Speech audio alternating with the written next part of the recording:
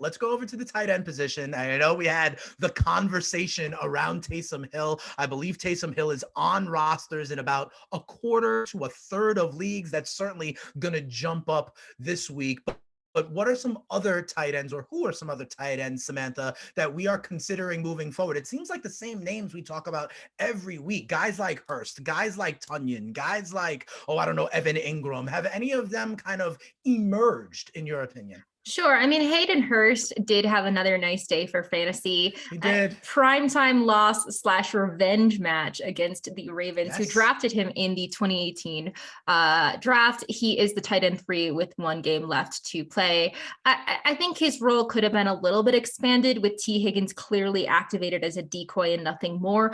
But it is his 2nd game in the row finding the end zone and 3rd game this year with at least 7 targets. So I like him as a potential week 6 streamer for Hawkinson or Waller managers that need someone. I mean, they play the Saints this week, which isn't the best matchup or anything, but certainly he's a viable type streaming option. I mean, we know the landscape for tight end is kind of a hellscape. So it's lean, like you said. Evan Ingram also had a nice bounce back from a 1-catch week 4 outing. He caught 10 targets for 69 yards, currently the tight end 7. He's definitely a high-end tight end 2 viable streamer in deeper leagues with, 4 teams done by. So those are the guys that I'm probably looking at. I mean, to your point, we like Robert Tunyon. Zach Gentry would be one to keep an eye on because of Freiermuth's concussion situation. I have very little faith in now, like people coming back from concussions just because of how sensitive I think the league is, which, to be clear, I think they should exercise more caution. But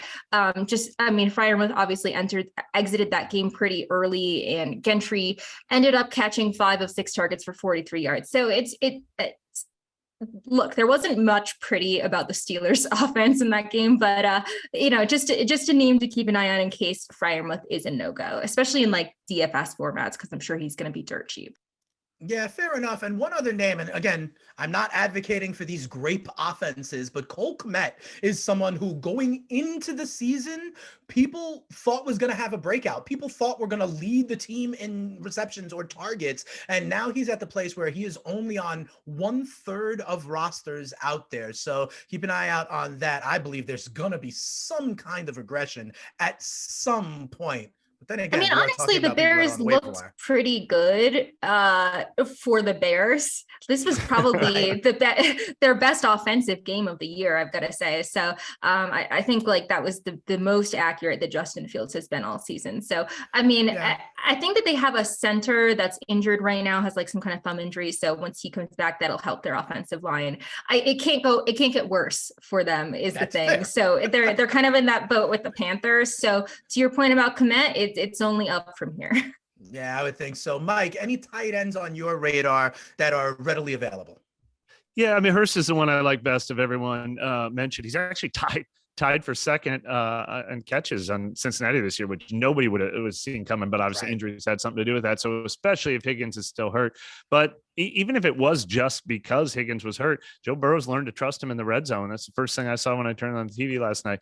But no, look, if Taysom Hill's available, don't make the mistake. Don't talk yourself into Gerald Everett or even Saints Adam Troutman or Saints Juwan Johnson, because none of those guys are going to put up 55 or 35 points. Taysom Hill might get you a 0 one of these days, but it's so much fun. If you're making a desperate play at tight end, at least pick the guy who might, come in at quarterback and break free for a 60-yard touchdown run. It's more fun to play fantasy that way.